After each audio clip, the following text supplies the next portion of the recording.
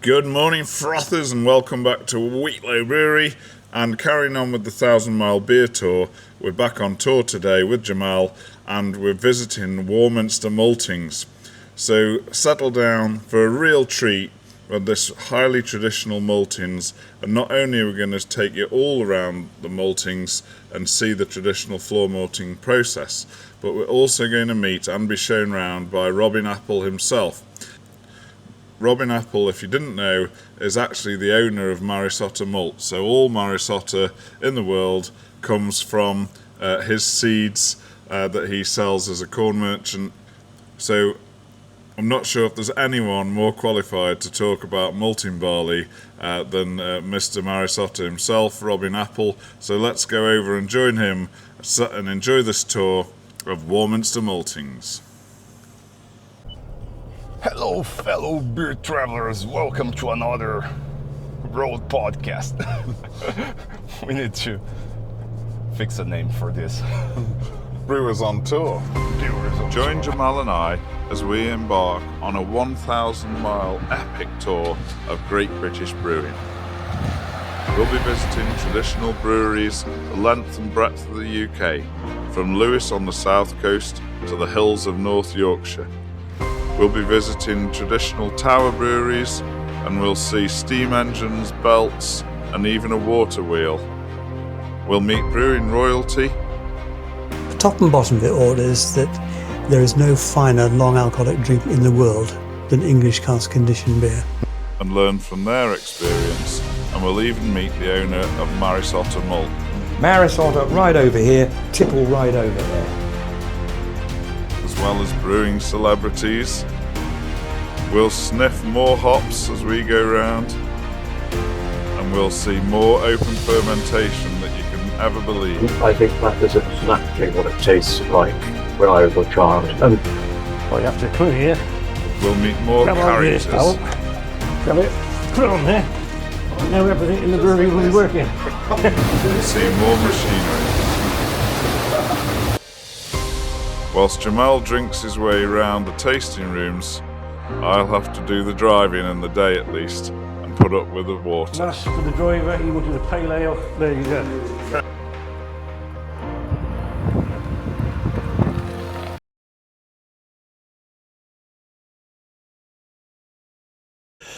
Right, shall we Really great. we'll take you on a tour, shall we? Lovely. Right. I suppose the first obvious question is what makes floor malted malt superior then? Well, I'll tell you, because we're making it in 10-ton batches. And look, I've spent my life walking barley fields, 50 odd years of walking barley fields. And if you walk through a field of barley, not this time of the year, you won't see it, walk through a field of barley at the end of June, early July, as it's in ear and starting to go towards harvest. And you walk from one corner to the other corner, and you'll see it slightly changes, and then it slightly changes back, and then it slightly changes again. Yeah. Barley is not widgets. No, exactly. And the whole point is, when you throw barley into big GKV cylinders, 300 tons, you're probably putting 30 different grades of barley in there. So what do? You analyse those 30 grades, and you take the mean and you set the process according to the mean, which means you've got what I call outliers. This is the mean. You've got some that are going to be over-modified, some that are going to be under-modified. We take a single load of barley, which is 29 tonnes, and we split it into 3, and they perform differently. So what we do here is we make malt, How do you and we only stop the malting process when it's absolutely right, which might be 7 o'clock in the morning, it might be 12 o'clock, it might be 2 o'clock in the afternoon. You know, we get it absolutely spot on. Yeah, and so you're really dialing into the terroir of the grain for that field then, really. Exactly, and also, look, the malting process is a very natural process. I'm sorry, in a GKV or even in a Saladin box, you've suddenly stuck it in an artificial environment. You're forcing it. It's not what it wants to do. On our floors, it does exactly what it wants to do. And I tell you, you know, 2 separate loads from a farm, a month apart, and they will behave differently. I can't explain why, but they do. 30 tons is what, 10 acres or so. It's Oh yeah, 30 acres is 10 acres. Yeah, max so 15 acres. You're literally sort of one field or less than a field. So, whereas 300 tons is going to be many fields. Exactly. And if you walk in a field, never mind what I said just now about the variation as you walk across the crop. Look around you. Down one side of the field there's a wood, and it's on the south side. So there's all that area out there gets a lot of shade during the day. That land out of there is in the full sun all day. So they're slightly different. The field is not level. It goes gently uphill. The soil type changes. All of these things, they're all factors. So the barley is, I have to say, the quality standard, the grade of barley you buy is very much like that. It is not a flat line. And the trouble with the youngsters today and the technicians of today and the guys sitting in the science laboratories, they treat barley as widgets, and they're completely wrong. I'll tell you the story. Guess who was I was the first person in this country to do flavour profiling of barley varieties. And everybody laughed at me. This was 2007, after I'd bought the rights to Maris Otter. I decided to, everybody kept telling me that it was a lot of nonsense that Maris Otter tasted better than any other barley. They all said to me, what on earth are you talking about, Robin? All barleys taste the same. I thought, right, I'll find out. So I went down to the Brewing Research Foundation, which still existed in those days. It wasn't part of Camden BRI. It was still a separate unit, funded by the brewing industry. I went down to see them. I said, can you do flavour profiling of barley varieties? They said, oh yes, of course we can. I said, I expect you've done it many times, haven't you? They said, no. I said, no? Ever? Never. Why not? Well, because nobody's ever asked us. Really? So I said, right, well, will you do it for me? And they said, yes. I said, right, well, could you prepare me a quotation? And the quotation was ginormous. So I went to the Homegrown Cereals Authority, whose R&D committee I'd sat on for 7 years, approving all sorts of research projects that never saw the light of day. So I thought, I've got something here that's worth doing. So I went to see the HGCA and I said, look, will you please back me to do this? I can't afford it on my own, it's bloody expensive, but it's worthwhile doing because I'm being told I'm a nignog and I'm bloody sure I'm not. And so they did, they funded me to do it. So I took 8 samples of barley, which I made the mistake of getting malted. I said, I'll cheapen the cost, I'll get it all made into malt. And I got it made into malt on 3 separate sites, here and 2 other maltings in the eastern counties. And I took these 8 malts to BRI and said, make me some beers and do your flavour profiling exercise and tell me how they all taste differently, if they do, or they all taste the same, as the case may be. Anyway, of course, they came up with if this is good and this is not very good, they came up with a spectrum like that. Maris Otter was over here, a brand new variety called Tipple was over here, which the blind tasting panel said very astringent, not very nice at all about that. Tipple had just been launched and it spent the next 3 to 4 years dominating barley production in this country. And it tasted awful. Anyway, I produced my results to a wider public and got shouted down because the brewers very quickly found out, well, Brewing Research Foundation are buggers. They went and ratted on me, didn't they? They turned around and said, you can rubbish those results because he brought the malts to us and he made them at 3 different sites. Thank you very much, Brewing Research. So I went back to the HGCA. I said, I'm not putting up with this. I said, would you fund me again? I can't afford it on my own. Would you do it again? Because I'll find the money to do my contribution if you'll do it again. They said, Robin, we've never ever done this before in our lives, but on this occasion we will. So I went back the following year and I took 8 barleys this time and I said to the BRFI, you malt them and you brew them. No bloody argument. And they came up with exactly the same profile. Really? Absolutely no different. Really? And then, of course, I got on platforms and started shouting about it, and all those who told me I was talking rubbish just disappeared, didn't they? But those who liked Maris Otter, Wolverhampton, Dudley, Adnams in Suffolk, a whole lot of people like that. Well done, that's it. We always knew it was right. We always knew it was right. And then Maris Otter sales really took off. What was the best? What was the sort of the best technique to check the flavour of a malt then? You said brew a beer. I mean, well, they made a porridge. Right. Oh, yeah, we because I went to the taste. You know, when they did after they'd done the tasting, they gave me a presentation, a proper presentation, and I took my colleagues from my office. We all went, and we sat down, and they gave us. They made a porridge of the malts and said, "Taste those," and they all tasted different. So you got that first, and then of course they produced the beers that they made. It was a single recipe for one beer, obviously, and they said, "Right, you taste all those," and they were different. Lightly hopped to let the malt come through then. I'm not sure whether they hopped them at all. I think they kept that out of it. They kept it just as a straightforward beer. That's And interesting, isn't it? and we've been back since and done it again. We've done it because as varieties change, we've been back and done it since. And Maris Otter always is over here. And I've never taken Plumage Archer. If we did, Plumage Archer would be right up alongside it. Yeah. And if you take any landrace varieties, they would all be there. Because you've got to bear in mind, original selections of barley were not for brewing, they were for eating. So all original barley, cultivated barleys, were being selected by Stone Age man and people since then to eat. So the one thing he was looking for was flavour. Yeah, of course. That's the story. So yeah, Chevalier's a landrace. Yeah, exactly, yeah. I've used that before and it's amazing. Yeah. Here you are. Glenmorangie Oh yeah. produced this whiskey. They had the foresight. They produced this whiskey in 2015 to celebrate 50 years of Maris Otter. Right. And they made this single malt called Tussail, purely with Maris Otter malt. And that sold for about £110 a bottle. Then. Yeah, then.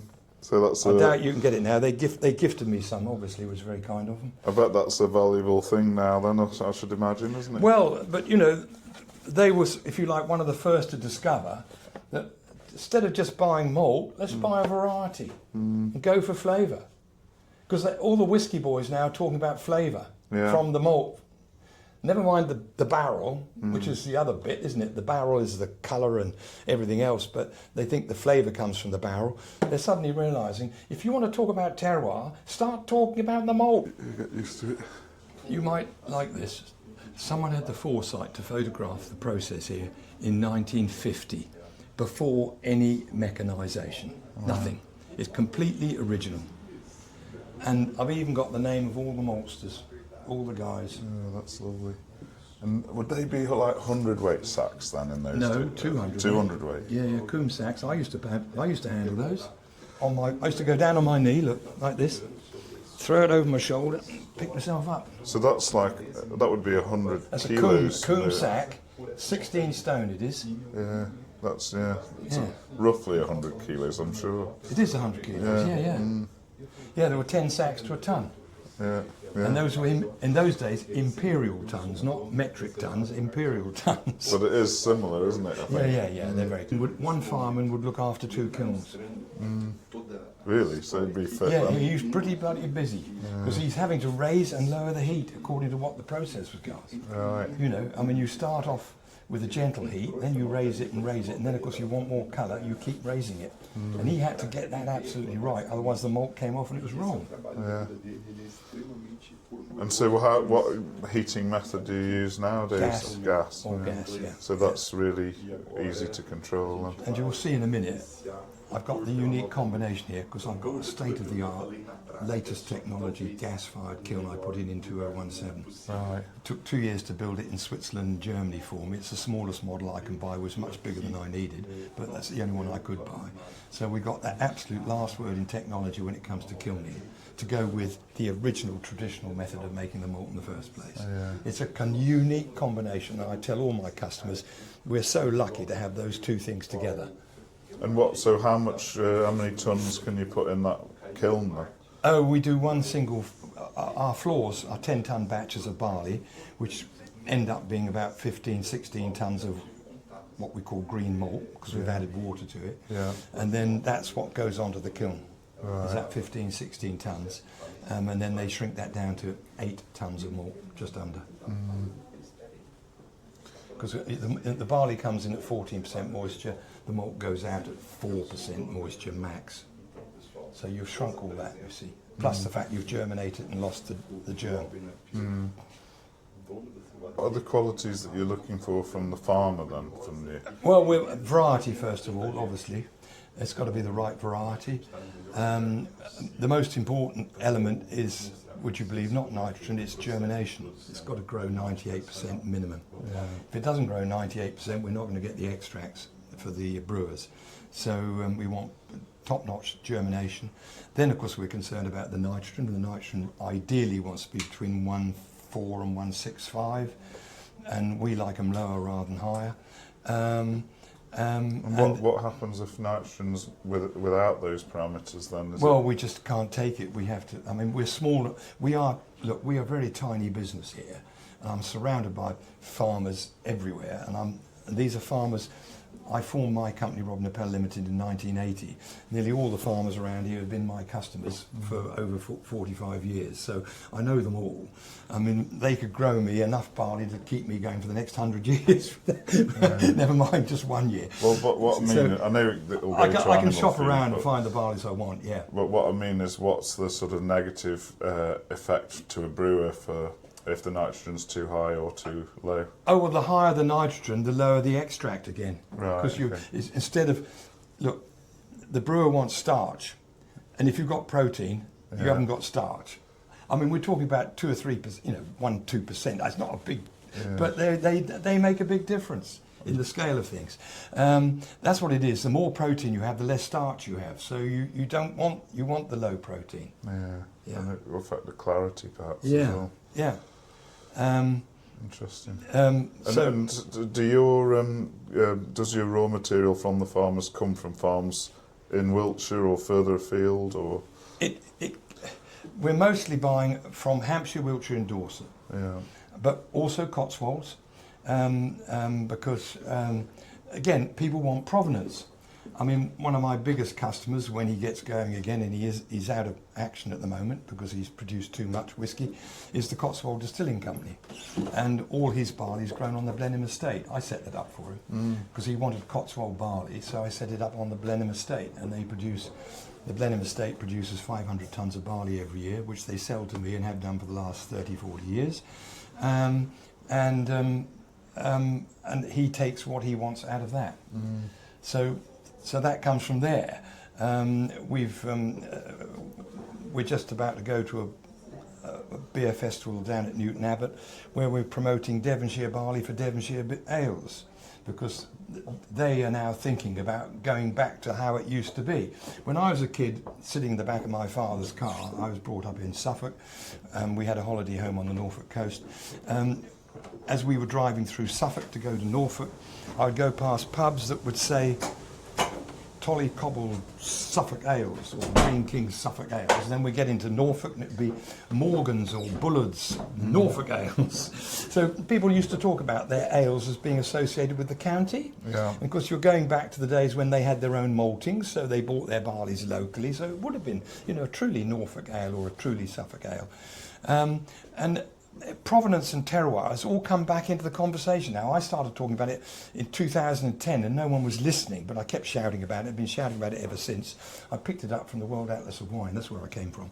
And I thought, they talk about terroir, why do we talk about terroir? And now everybody's talking about terroir. I had an issue of the Whiskey magazine 3 or 4 months ago, and there wasn't a single article in there, all the way from the front cover to the back, that didn't mention the word terroir. Yeah. The brewers aren't so much on it, except that brewers are realising in these difficult times that, come on, find the USPs. What are they? Well, you are the local brewer. Well, make it local. And if you can turn around and say, my barley is grown just down the road, yes, it has to go 50, 60 miles to Warminster to be malted, but come back. But really, I'm using the water from the aquifers at is local. You know, my beer really is as local as you're going to get, because there's no other maltings in the West Country, so it has to go to Warminster. It's the closest we can get to. This is the theme we've had all week, because we've been going to all sorts of traditional. We went to Donington Brewery. That's as well. There you are, the Arkle. Arkle. Well, we supply Arkles, not Donington. We supply the other Swindon brewery. Yeah. And my local brewery, Limestone, I think, buy your. Yeah, he malt. buys, and Limestone's one of our customers. Yeah. So people are all over this, and certainly the whiskey boys have suddenly picked up on it, and they're seriously into it, and they're wanting it and demanding it. But so are others. I mean, Rebellion Brewery at Marlow in Buckinghamshire. I tried to put together a barley. They're on a farm. I tried to put this together 12 or more years ago, and the bloke who buggered it up, of all things, was the bloody farmer, and he was the landlord for the brewery, and he buggered the bloody thing up. He would not play ball. You thought, what's the matter with you? They're your tenants. They want to buy your barley, and he just made you just bloody awkward. Have you done that sort of work then? So if there's a farm or an estate with a brewery on and they want to actually use their own barley, can you malt a small quantity? Exactly. Well, we've now, at last, driven by Rebellion this time, we've got it back. We've got the farmer. The second generation of the farmer's come along, and now he's seen the sense and he's doing it. So now all Rebellion's barley is coming from the farm, which they sit in the middle of. Right. And it comes here, we malt it, and it goes back. And what would a viable batch to do a special malt like that? Well, again, they're sending. I mean, all the grain carrying lorries in this country. I've got a small fleet of my own. They're all. The payload is 29 tons. Yeah. I'll run my lorry with 10 tons on, but you'll have to pay me the rate as if it got 29 tons on. Yeah. I'm sorry. Yeah, well, it can't help it. The world is. Exactly, we do. And But there you are. can malt a 10-ton one-off batch. So, farmer on, and he grows barley. Yeah. And he's really interested in getting his barley made into specific beer, and Yeah. I'm really interested in using local barley. So. Yeah, but as I said, it'd have to be a minimum of 10 tons. A, because the economics of moving it around the country, and B, yeah. And varietal-wise, would that matter, or would you? Well, if it's your barley, you can do what you like. I mean, I would advise you not to do what you like. I mean, I'd advise you to be a bit more focused on a variety, because you'll get better value. But, if he's happened to have grown a variety that we've never heard of, we'll still try and make He more. does a lot of experiments with the seed companies, but Yeah. I mean, the trouble is the land isn't. It doesn't make malting grade every year, No. so it's touch and go. But really. what we do is we micromalt here. You see, we can micromalt. So we just ask for a 2 kilo sample, and we'll micromalt it, and we'll tell you whether it work or not. Right. Okay. And if it doesn't, if it will work, but it's not perfect, we'll say, look, there you are. It's warts and all. If you want to run with it, you can run with it. But don't blame us if you don't get the extracts or things else. But if that's what you really want, you think you can do it, you do it. Let's go and show you the whole process.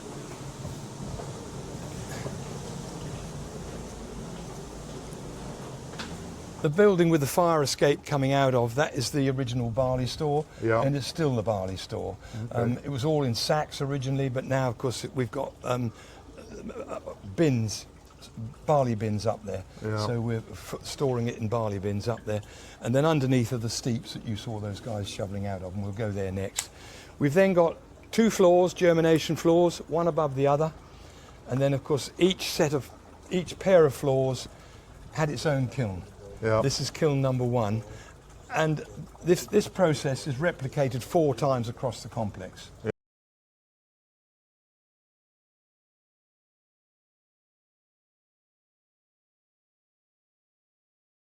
You won't buy fresher malt than you buy from us.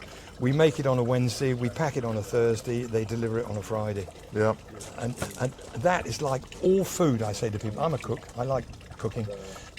What do I like cooking with? Fresh food. Yeah, of course. And if you ask me what the shelf life of my malt is after I've crushed it, the shelf life of malt is forever. I'll show you a sample tin in there I've got. 1935, it's as good as the day it was made.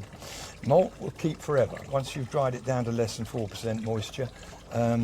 it's almost non-perishable. But once crushed. you've crushed it, it's got a shelf life, as far as we're concerned, of 6 months. Yeah. All my industrial competitors say 12 months. Why? Because they have to, for convenience purposes. And presumably it's fading a little bit each All day. the time. Yeah. All the time. It's fading.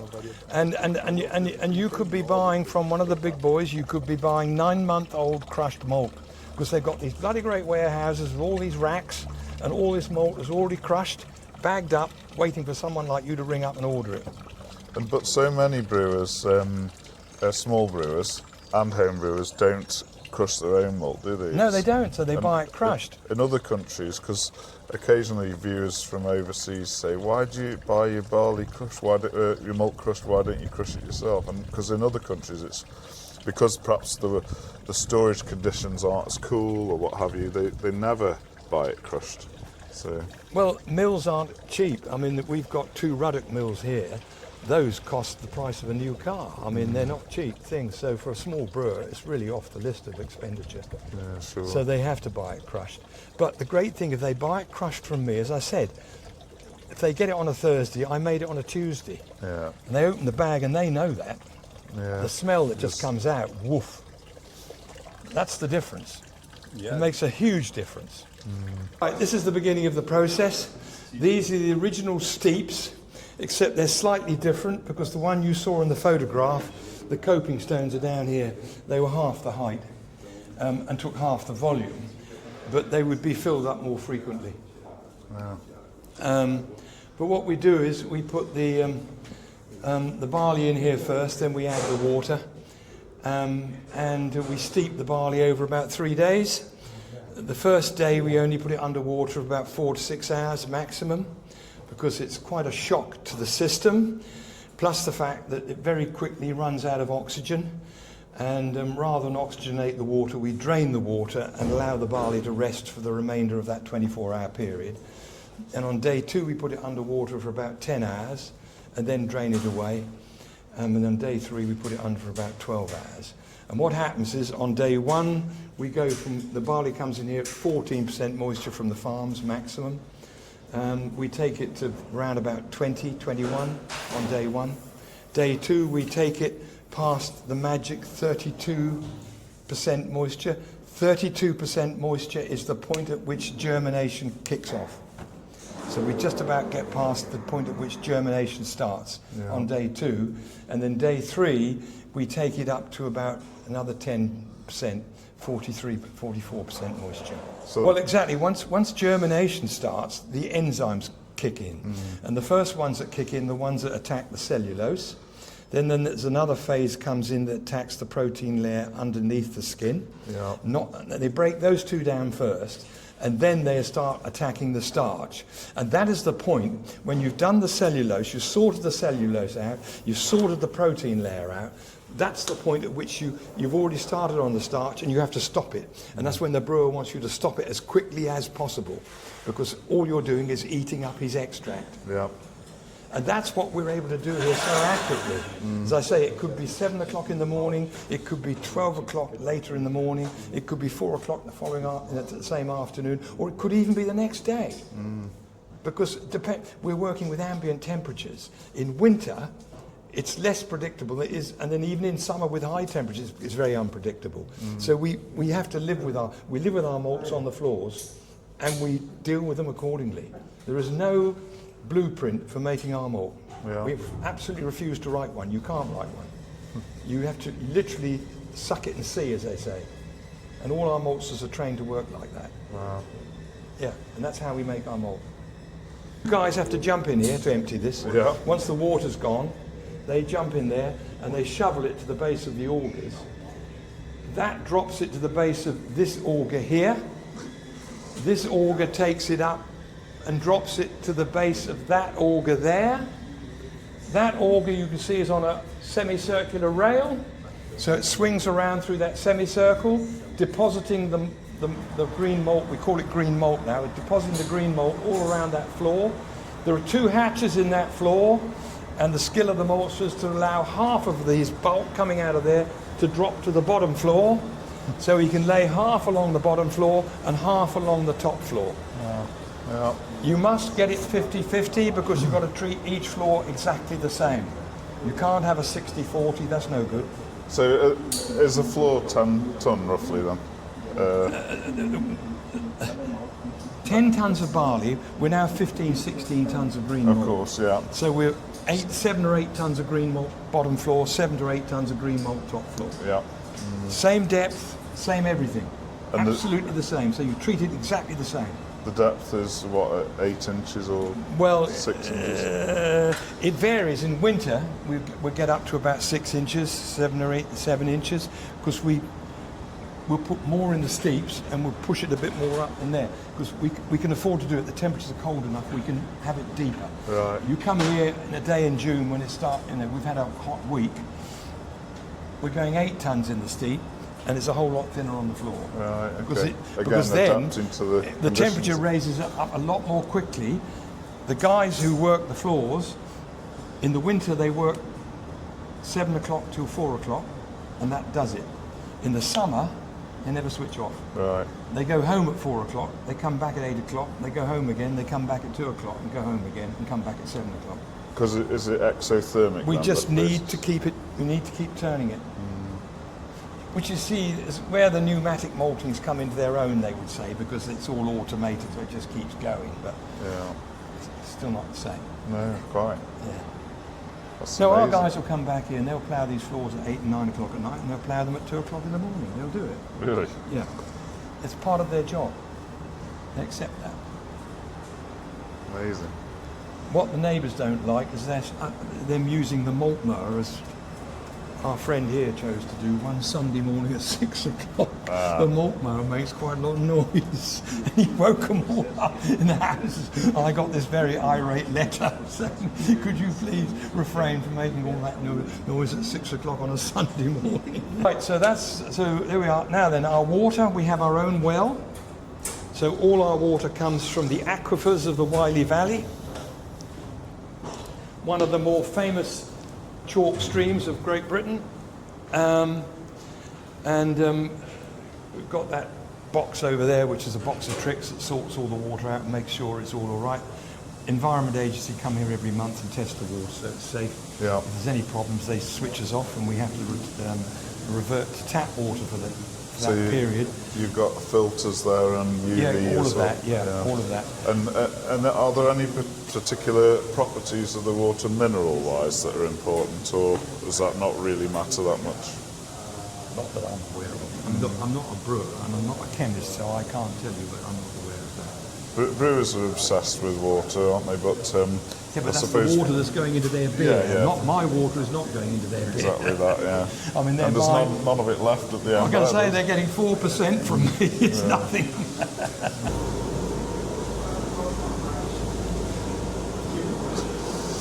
Here you can see what we're working with. Look, your germinating barley. There it is. Oh, lovely.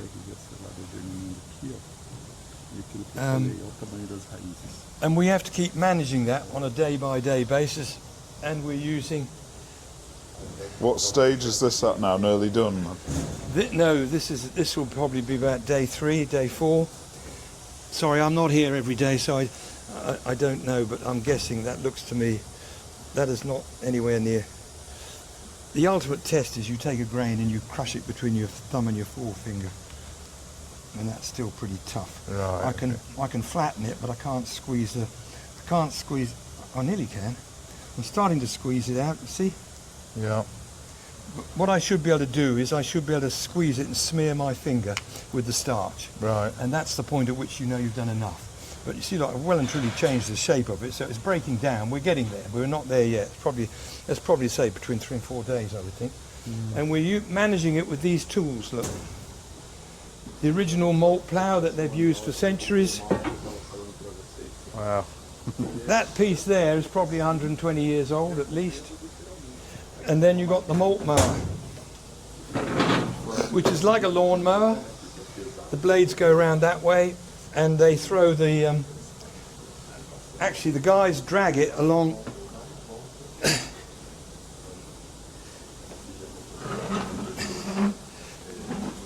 They drag it like that. Yeah. And they throw it out the back there like that, is what they do. And that is much more vigorous. That's very gentle, and that is very vigorous. That is designed to break up the rootlets, otherwise the rootlets are matting together. Yeah. So it breaks it up, and it really ventilates it. We've got two things to do. We've got to get the heat out of it, and we've got to get the CO2 out of it. So that it does, we do that once a day. That does a very good job once a day. This we do 4 times a day. Okay. Yeah. Very, very gentle. But that just sort of gently stirs it, and the most important thing is we do not want a flat surface. We want it ridged. Yeah. We want the maximum surface area that you can get. So again, you're getting heat and CO2 out. CO2 suppresses germination, so you've got to expel it. Right. Which is why you're doing that 4 times a day. Amazing. Yeah. And as I say, the guys go up and down and ridge it. We've got one or two artists amongst our maltsters who make a real art form of it, and it's absolutely beautiful to see it. And others who just do it. But, we were here last week, and one of these was a complete picture. It's extraordinary what he'd done. What made a pattern, you mean? Well, he hadn't made a pattern, but it was just so perfect. It was so perfect. There wasn't a mark in it. It was extraordinary. This one's not quite so perfect. We get these guys. That one has only just come out, so that's just starting. But they're on the floors for about 4 to 5 days, well 5 days, in the winter 5 days. Maris Otter can be up to 6 in the winter when it's really cold. It just wants that extra day. It's an older variety. Plumage Archer wants 6 days. Yeah. And what's this like? Can you tell what This that is? is Laureate, and this will be 4 to 5 days. Yeah, 5 days. The warmer it gets, the quicker it modifies. And when you get to the point at which you know that the cellulose is broken down, the protein is broken down because you can squash it. You've done that, you know you're attacking the starch at that point. Right, straight to kiln. What we do is this is what we use for conveying it across the floor. We call this the malt shovel. We use that to convey it across the floor and level it. And then we use the same malt shovel. There's a big Archimedes screw in here that takes it to the central elevator that drops it on the kiln. That's a big auger under there. Yeah, big auger. You can see it, look. See it in here? It's in there, look. Oh, yeah. Yeah. And that screws it to the central elevator. The elevator then drops it onto a spinning disc above the kiln, and the spinning disc displays it all out. And we've got a variable speed on it, so you can, because the kiln is actually square, not round, so a man needs to be up there in attendance to level it, but we do the minimum amount of compaction on the kiln by having a spinning disc. I brought that in 10 years ago. It wasn't here when I came, and I thought we need to do better than just drop it and people shoveling it around all over the place. So I came up with that idea, but it was in the space that we got, we couldn't do anything else, and we built about 3 or 4 prototypes before we got it right, but we got it right in the end. Yeah, it works. Design of my windows is based on the Tudor Maltings at Dunmow in Essex, because they were the people who taught me how to do that. Those wooden mullions in there are all exactly 4 inches apart. It's part of the rules and regulations of the malt tax. Their malt tax laid that down. They had to be part of the design, because they discovered with ordinary windows that maltsters, when they saw the excise man walking down the road or coming by horse if he was coming from further afield, when they saw him coming, they'd get in here and shovel some of the malt out the window. Really? To try and, because the tax was paid on the volumes measured in the steep, on the couch, which is the floor next to the steep, and on this floor here. They measured the volumes 3 times, and then they took the mean of the 3 measurements and levied the tax accordingly. So maltsters tried to avoid it by hiding some of the malt. That's incredible. And they threw it out the window, so that when the tax, the commissioners for excise caught up with that game, they insisted all windows have to have those wooden mullions exactly 4 inches apart. And you can see them on redundant buildings all around the country. I've got 2 buildings in Hampshire I could take you to and show you those windows. And you know that they were former malt houses. Had to be. Why would anybody else put them in? Yeah. And were the taxes on malts different lower for darker malts? Is that a thing, or? The tax, I don't think so. The tax changed according to government requirements. The tax was famous. If you've got any friends who've retired from the Navy, they'll tell you all about the malt tax, because it was introduced in 1644 to pay for the Civil War. And very quickly governments realised it was what they called an inelastic tax. You put it up 10%, you've got 10% more revenue. Because how the hell do you hide a maltings? You can't. If you could hide it behind trees, you'll never hide the smell wafting out of the kilns when you're kilning the malt. You could smell that, you know, as you're going down the street. So you couldn't hide a maltings. And as a result, they abused their access to the malt tax. And every time they went to war, they used the malt tax to build, on at least 2 occasions, they built a whole new fleet of warships on the back of the malt tax by doubling it. Wow. And the Navy were taught that, that you know, Trafalgar was probably based on ships that had all been built thanks to the malt tax. Yeah. Interesting, isn't it? Yeah, it is. Fascinating stuff. All part of the And history. and I live in Hampshire in the Mearn Valley, which is, when I first went there 40 years ago, it was all retired Navy people, and at the moment I talked about that, they said, "Oh yeah, we know all about that." Really? Yes, Navy guys know all about that. They were told that the malt tax paid for. Don't tell Rachel Reeves, that's all I say. Yeah, absolutely. To reimpose a bloody malt tax. That would not be funny. Here about 20. did you say? 19 of us, yeah. 19. Yes, I should say 20. Easy enough to say 20, but it's 19. So it's Including me, that it's is. a proper artisan, you know, It is. process, isn't it? Exactly as original as it ever was. It's completely unchanged. You know, I mean, the most important thing, I've got a lovely lady called Amber Patrick who lives in Cheltenham. She is the floor maltings expert in this country. She's written books and she's advisor to Historic England and people like that. And she's our great friend and she looks after me on all these things. Because I said to Amber, look, I've got this grade 2 listed malting, grade 2 star listed maltings. So she advises me on what I can and what I can't do. And she is sort of, I don't say she brokered this, but it's an understanding we have that Historic England has said to me, more or less, that they didn't say it to me, they implied it, and I didn't have to do any more than accept what they implied. Robin, as long as you protect the architecture of the outside, we'll never ask what you have to get up to on the inside. What's more important to them is that we go on making malt. Yeah. So I'll show you what I've done. Nothing that I can't reverse. Final part of the process down here. Look, Mr. Bevan designed these kilns. This end of the maltings all burned down in 1924 in a major fire. Maltings always caught fire. Yeah. Maltings, they were always catching fire. And his caught fire, would you believe, on the night of November the 5th, 1924. So he redesigned, he was an extraordinary bloke. He redesigned his own kiln, look, Bevan's patent. And if you look closely at that, the K is back to front. Oh, yeah. But on that one over there, it's the right way round. I don't know how the hell they did that. I don't know how they stamped it. This one is correct. Yeah, look. The K is the right way round there. Yeah. Extraordinary. That's incredible. So, is this the stoking area here then? No, this is the firebox. So, right, yeah. So these are the draft. Look, the draft pattern. This is where the draft went in there. Yeah. And what you've got here is you've got the. Look. See, the original stoking.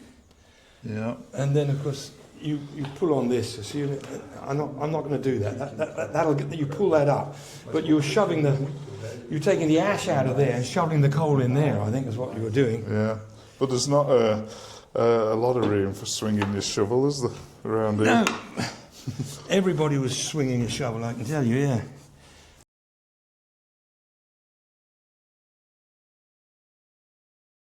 Yeah, and it goes straight to our very modern Weissapt German kiln,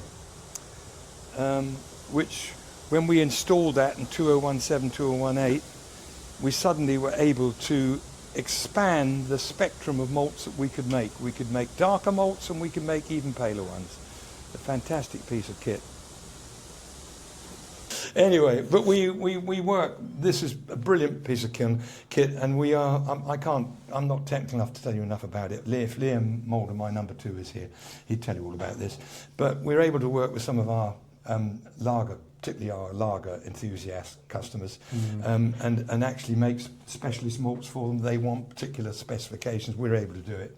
So that Utopian project's really Well, good, exactly. isn't it? Utopian is one of the ones that we played about with a lot. And they're great ambassadors for British ingredients. Yes, exactly. But we help to perfect what they want here with this kiln, thank God. Yeah. We wouldn't have been able to done it with the old one.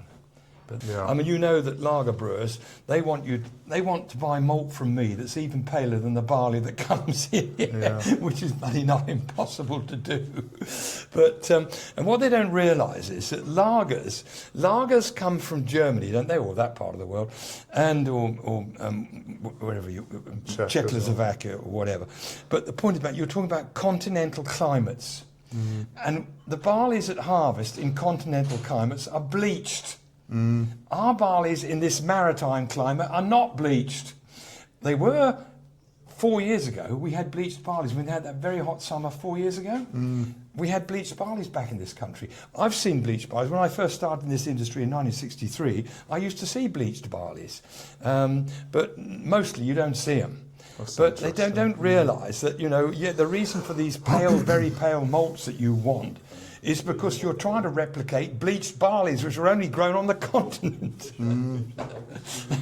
That's what's So the process of kilning the barley is you have to be gentle to start with? You do, you raise the heat as you go through the process, and we do it all in about 18 hours max. And of course, obviously, depending on how much colour you want, it's like making toast, you just raise the temperature accordingly, yeah. And you're doing all dark malts as well, then? Yeah, we do.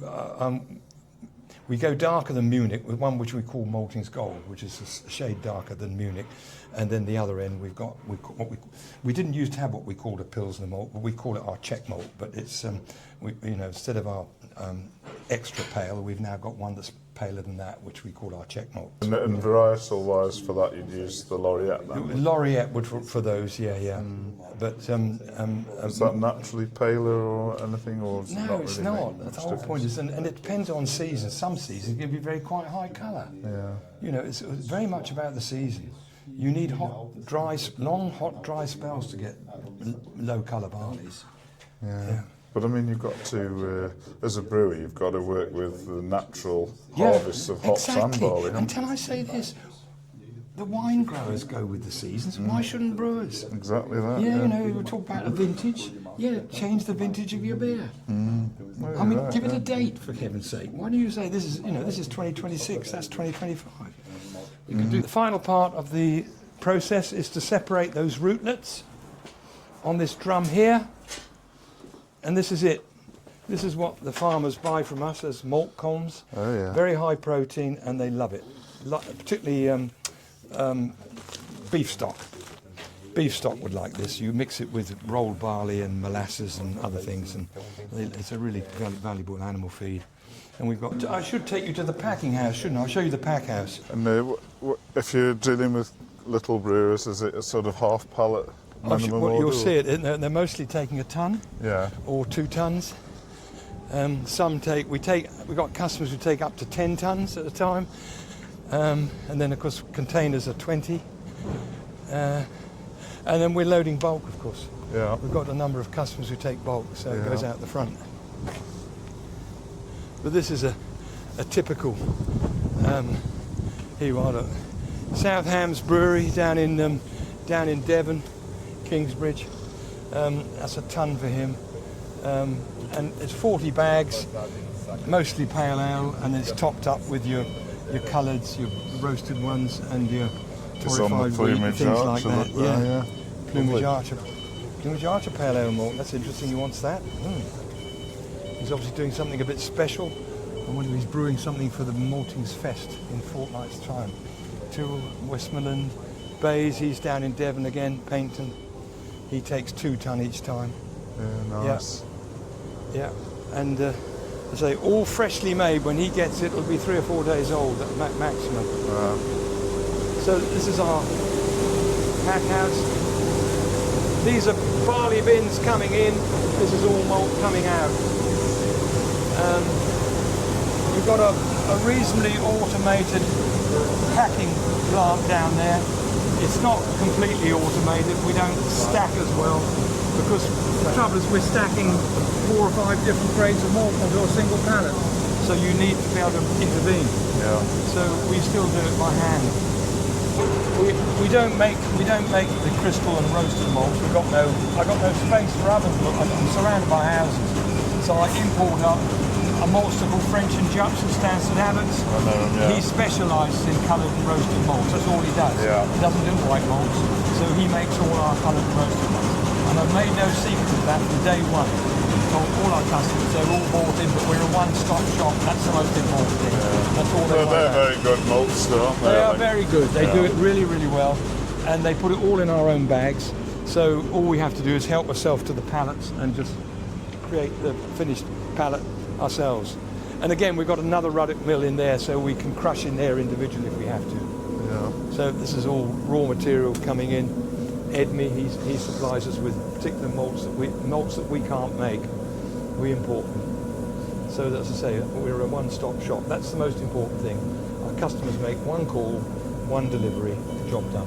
This is our original kiln, which is now our museum. Wow. It's amazing. I mean, original paintwork, agent Warminster. Agent stood for corn merchant. Right. And he obviously, I imagine, he hired this out to farmers. It's a winnowing machine for cleaning up grain. Yeah. For Cleaning, getting the... for getting all the chaff out. Chaff, For yeah. seed, which you probably sowed with this fella, the seed fiddle. Yeah. Sowed it by hand. That's all that. And all manner of stuff. And this is interesting. The malt shovels. Beech, oak, willow. The willow is for the kiln. It's very lightweight. So it's working up in the heat. You didn't want a bloody great heavy shovel. You wanted a really light one. So they made them out of willow. And it's all listed there the same on that original catalogue.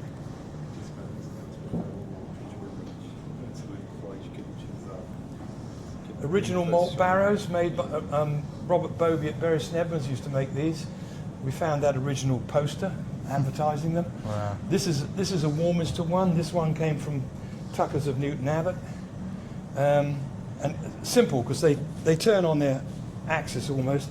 And of course, for moving the malt across the floors, you just tip them up like that. Look, as simple as that. Yeah. Very easy. Mr. Bailey at Frome, he had some very high-speed ones. He put wire wheels on them. Go quicker ones. That's where that came from. That came from Bailey's of Frome. Ipswich Corn Exchange. That is Ipswich Corn Exchange. These market desks, that is off Ipswich Corn Exchange. This is my grandfather's headed note paper with the numbered stands that he got on the Corn Exchange. And he's got here Ipswich number 105. Brilliant. Yeah. And that's my grandfather, Harold Clark. Look, my grandfather, barley and seed merchant, Thurston. Yeah. That's Norwich Corn Exchange. It looks real hive of activity, doesn't it? Yeah. Oh, honestly, I was on those exchanges in '63. The noise. You Yeah, couldn't hear I can yourself imagine speak. that. I mean, it was just so... And all you hear was barley samples. Look, this is my grandfather's barley case. I used to have to carry this to market. See, look, and it's got all these sections in it, and here are the samples. And this is what you heard on the Corn Exchange. You heard this.